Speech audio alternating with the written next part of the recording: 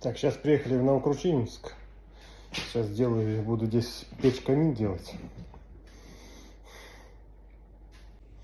Сейчас вот начинаем делать печь камин, пока разложу.